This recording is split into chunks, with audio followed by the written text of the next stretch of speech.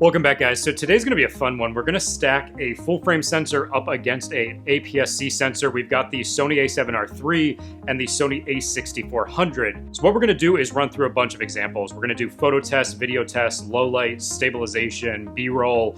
What I want to answer for you guys in this video is there a big enough difference between an APS-C camera and a full frame? At the end of the day, this is around 3 times as much. Let's find out if that's actually justified or if it's simply marketing and there's really not enough of a reason for you to jump from maybe an APS-C sensor up to the full frame. With that said, let's get out there, let's get some footage and some photos and see how they do. See you out there.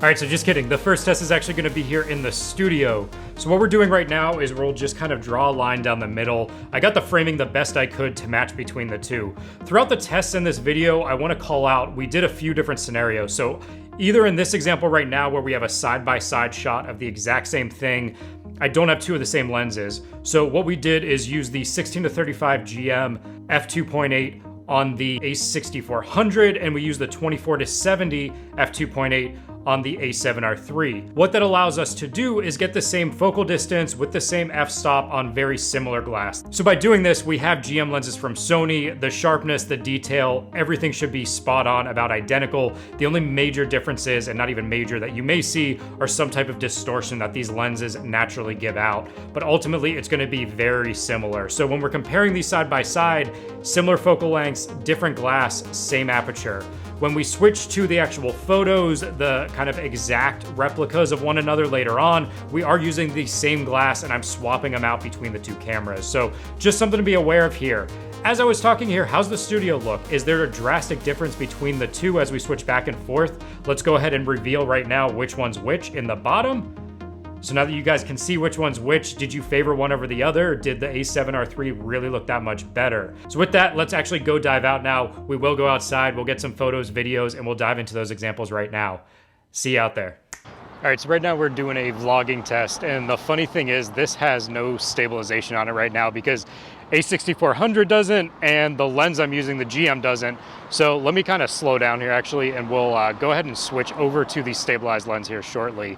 But for now, what I want you guys to do is get a sense of kind of the overall frame you're gonna get out of here. We've got a 16-35 on the camera right now, and you'll see because we're shooting in 4K, it's gonna give us this massive crop on top of the sensor itself. So let's go to 1080p for a bit, just so you can see what that crop's gonna look like on this sensor. All right, so now we switch to the 1080p mode so we don't have that crop. Now you can technically get this same framing if you go to 24 frames a second inside of 4K, but I don't shoot with that. I generally shoot in 30p for a lot of reasons I won't get into right now, but just to be aware of. So right now we're in 1080, or if you shoot in 4K 24, you could get the same framing. All right, so we just threw on the tiny little pancake lens that you guys see here.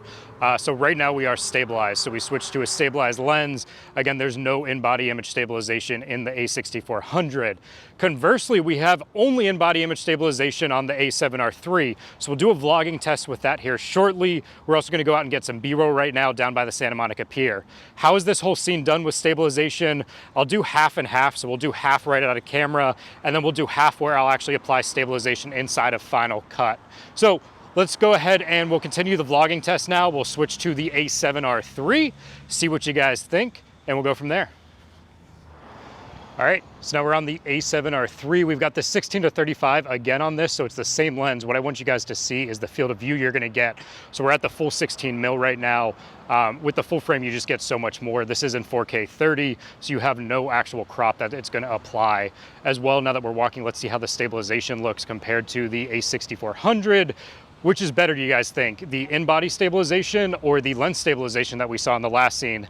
So again, we'll do about half this clip with the regular just in-body stabilization straight out of camera, and then we'll do the other half of this clip with the actual post-editing software that's applied stabilization as well, so you guys get an idea of how well you can edit it, because at the end of the day, if you can fix it in post, it's not a huge deal, it's just extra time to your workflow. I think what we're gonna do now is go get some B-roll, so we're gonna swap on the 85mm f1.4 GM lens.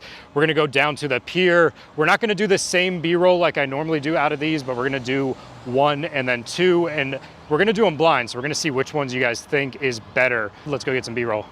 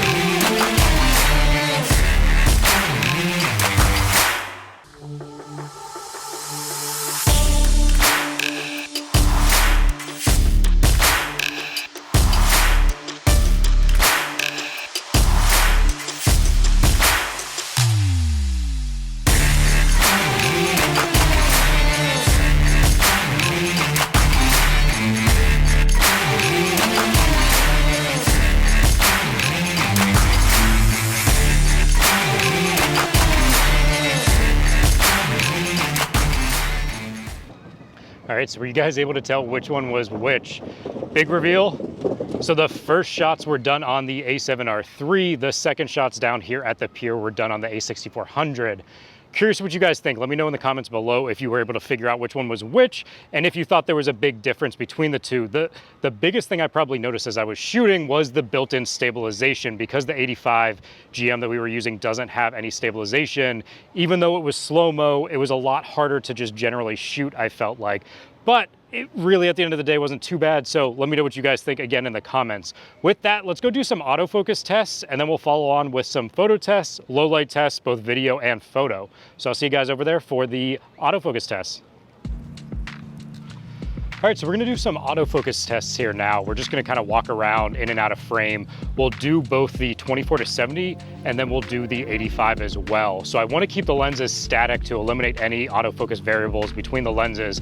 So the only difference is that I'm gonna film them sequentially. So I'll do one scene then the other. So with that said, we're gonna start on the A7R III, 24-70, then we're gonna go to the 85, and then we'll do the same test on the A6400. Let's get into it. All right, so right now we're testing autofocus. We are in 4K. See if it gets my face. We're just gonna kind of change the depth around. See how quickly it acquires my face as we go out of frame. Back up. And then we'll walk forward right into the camera and see when it loses focus. All right, so now we've got the 85 on, which will really be a good test. This lens in general, from what I've seen, takes a little bit longer to focus than some of the other ones, but let's see how it's doing right now. Is it following my face? Are we staying in focus? Same thing, we're gonna just kind of walk towards it, see how that does. And then we'll do a few frames where we just kind of pop into it. Is it picking me up? Change the depth a bit, and then we'll circle around. Is it getting focus on me? All right, and then we'll just walk towards the camera. All right, so we just swapped on the A6400. It's got, again, the 24-70 GM lens. Now we've got the same focal distance on it right now as we had with the A7R III. The camera's on the exact same tripod position. The only difference is the amount we had to use on the zoom of the lens. So we haven't zoomed quite as much because the crop's gonna make up for it. As I'm moving in and out of the frame, is it keeping focus? I think we'll really see a difference on the 85mm. From what I've seen, the A6400, just because it carries the latest kind of technologies, it's been released after the A7R III. The autofocus is really quick on it. It's definitely one of the best I've seen. So let's go ahead and swap on the 85mm. All right, so now we've got the 85 1.4 on it because it's the fixed zoom. I wanted to keep the same focal length, but don't worry, we will walk up to the camera just like we did in the other one, so we'll get an idea with the same depth away from the camera. How's it doing on focusing? Walking in and out of frame here. And then we'll do one last test here where we're just gonna walk towards it. And then pop back into the frame. How'd it do? Better? Worse? It's the same? All right, so now we're back in the studio. We're filming on the A7R III again. What we're gonna do now is run through some different photo examples as well as low light. Overall, you can see they both take great photos, but ultimately, the A7R III, it's designed around taking some great photos. It's high resolution. It does really well in this category. A6400 is by no means a slouch, but comparing the two side by side, you have to give it ultimately to the A7R III. Overall, I find the images are just a little bit more appealing in general. I don't entirely know what this is. It's some warmth aspects, it's dynamic range, it's the overall picture that comes out of the camera. When you look in things like the trees in this one example here, you can really see what I'm calling out. When we flip that to low light photos and then eventually low light video, you actually see the ground become a little bit closer between the two, and that's ultimately because the A7R III is such a high resolution camera. So if we had something like the A7 III, that's really gonna shine because you have the full frame sensor. Each individual pixel is gonna be larger. You're gonna allow in more light per pixel. Because these two, even though they have different sensor sizes, ultimately have very different resolutions as well, the A7R III isn't gonna perform adamantly better in low light conditions. So if low light is really the name of the game, they're pretty comparable. Yes, the A7R III, in my opinion, does edge out the A6400, but it's by no means 3 times better. So let's talk about usability for a second. The main differences are gonna be overall size of the cameras, the knobs you have, The build quality is definitely going to be better on the A7R III. There's more metal being used. It's a heavier camera. The grips overall I found were pretty comparable. Because this is a smaller camera, it's still got a decent chunky grip. Sony in general doesn't have the best grips when you compare them to Canon, Nikon, some of the other mirrorless cameras out there today. But at the end of the day, they're very usable and you can hold them for a good amount of time or get your neck strap if you need to. Where you start to see some of the major differences are when you look at some of the knobs, the fact that the A7R III is going to have a focusing joystick. They both have touchscreens, but this is going to flip out, which for vloggers is a huge advantage. Now, when you do this, the only downside is the fact that you're going to have to figure out what to do with the hot shoe. If you have an external microphone, if you're running a lav mic, you're probably fine. So overall, that brings us down to the question, which wins? A7R III, hands down. It's got in-body stabilization, higher resolution, full frame.